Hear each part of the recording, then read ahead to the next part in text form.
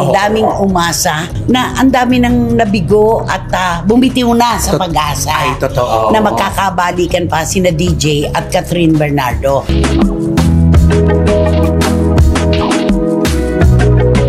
Eto ngayon ang kwento. Hindi po kami sigurado dito sa kwentong ito kung gaano katotoo, ilang porsyento ang totoo dito. Pero umiikot po ngayon, matindi ang ikot ng balita.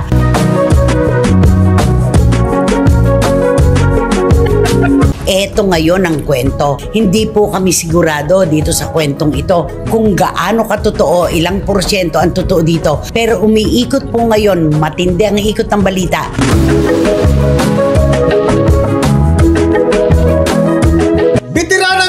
Na si Christopher Min nagulat sa umiikot na kwento o balita sa dating magkasintahan na sina Catherine Bernardo at Daniel Padilla.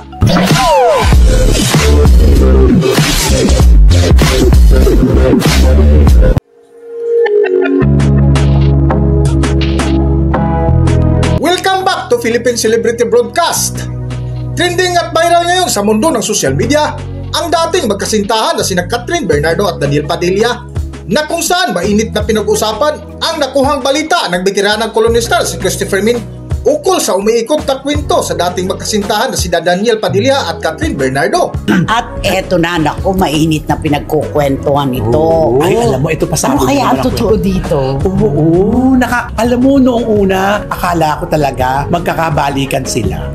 Ang tinutukoy po namin, mga kachika, of course, sina Daniel Padilla at Catherine Bernardo. Ang daming nasawi, ano? Ang daming umasa na ang dami ng nabigo at bumitiw na sa pag-asa. Ay, totoo. Na magkakabalikan pa sina DJ at Catherine Bernardo. Eto ngayon ang kwento. Hindi po kami sigurado dito sa kwentong ito kung gaano katotoo, ilang porsyento ang totoo dito. Pero umiikot po ngayon, matindi ang ikot ng balita. Nagtangka daw po si Catherine Bernardo na makipagbalikan kay Daniel Padilla. Mga 5-6 months ago, nagparamdam daw na parang gusto niya ulit na magkausap sila at unawaan. Oo. Pero si Daniel daw kasi yung tumanggi. Ay. Ayon sa source, nun daw makarating kay Daniel yung pahimakas na gusto ni Catherine na magkausap sila na mauuwi sa balikan. Dinedma daw ni Daniel. Ay, ayan. Oo. Parang bakit pa? At why only now? Siguro. So kaya gusto pala ni Daniel na closure na. Hindi, pareho naman siguro nilang gusto na mayroong closure itong pag-iwalay na ito. Kaya lang hindi sila nagkaroon ng pagkakataon na makapagpaliwanag eh. Yung sabayan lang nila nung una. Yes, tapos wala na. Oo. Na hindi malinaw hanggang ngayon kung totoo ba na mayroong third party. Wala. Ni hindi rin malinaw kung sino. Di ba? Wala eh. Walang resibo. Yon. Tapos nakita natin si Catherine, kani-kanino na nalilig. Diba? Yun eh. At saka, nun nga raw, hindi pumayag si Daniel sa isang masinsinang pag-uusap siguro ito. Magkukwentahan. Okay. Diba? Kwentahan yan eh.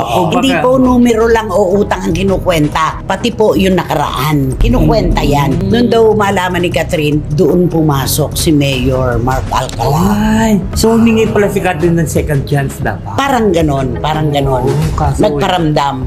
Nagpahimakas. Sayang. So ano, love on the rebound si Mayor Mark? Maaaring ganun na nga. Oo. Kasi magmula nung inayawan na, parang hindi umokay kay Daniel Padilla ang gusto mangyari sana ni Catherine. Nag-isip na kagad si girl na, ay, ayaw mo? Pwes, iba na lang. Parang ganon. Parang love on the rebound. Panakip butas in short. Diba? Oo. Parang ganon. Pero parang hindi rin naman, ano? Oo. Parang matagal din naman bago naghanap si Catherine naman ng ng puso niya. Pero maganda itong narinig natin ito na gumawa pala ng paraan. Si Catherine, no?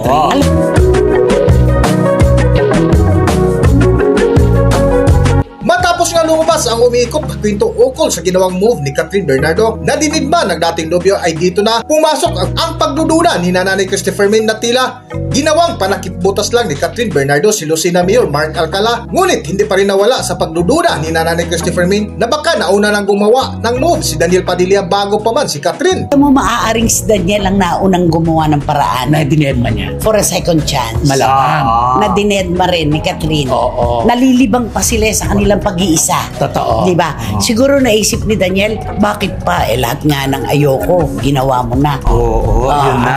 Ano yun? Ay, katulad yung pagdadamit, di ba? Kasi ang gusto kasi ni Daniel, di ba, kailangan magdamit siya, Close parang knit. damit close knit. Ay, si Katrin naman, pinakita na, di ba? alin ang pinakita? O more Napakita skin. ng skin. Ang cleavage. Ang cleavage, oo. Pati dito, mataas sa sleeve. Tapos nagpapapicture na siya na Two-piece. two-piece na. Yung two-piece, ang nakatakip na lang talaga, no? Ang nipis. Oo. Hindi, tsaka ang nakatakip na lang talaga, yung dapat hindi ipakita. Yun na lang no? O yung sugat ng may takip. Alin? Yung may sugat ng... Sugat na hindi gumagaling. Di ba? Oo, grabe, ano? Yun na lang, Pero nung una, di ba, si Katrin, nung bago sila maghiwalay ni Daniel, di ba, nung una, nagdamit pa siya ng mahaba. Pero grabe ang slit, di ba? Oo, pero mahaba pa rin. Mahaba pa rin, pero ang slit hanggang dito kita Ay, yung pangitaas. Naku, yung pagtaas yan, nung malabas Balot. ng klimo, balot na balot pa rin. Parang naka-close knit pa siya, pero ang slit, grabe dito. Yun na lang siguro hiningi niya. Ano ba naman? Balot na ako. Lagyan naman natin ng slit para may hingahan naman. Di ba? Parang ganon. Pero kung ngayon nalaman ko yan, nakakapanghinayang din. Oo, hindi nila binigyan Oo. ng pagkakataon ng bawat isa na mapag-usapan at plansyahin ang mga naunang pangyayari na maaaring mauwi sa pagbabalikan. Pero kasi isipin mo, kung ilang buwan nakalipas yan, yung pambabati ko sa mga kay Daniel nung panahon na yan. Sobra. Grabe. Siguro naisip din niya yan, Oo. Pagkatapos na akong batu-batuhin tungkol dito, pagkatapos na ako ang husgahan, pagkatapos na ako ang mapasama sa hiwalayang ito, bakit pa? Siguro inisip niya rin yun. Malamang. At saka ang lalaki, di ba, pag alam na lumalapit yung babae uli, Oo. Ay, oo. tsaka umaatras, di ba? Yes. Hindi magtatagpo. Correct. Kasi yung mga lalaki, kasi minsan pag napahiya na yan, natatakot na ulit mapahiya uli. Oo, totoo yan.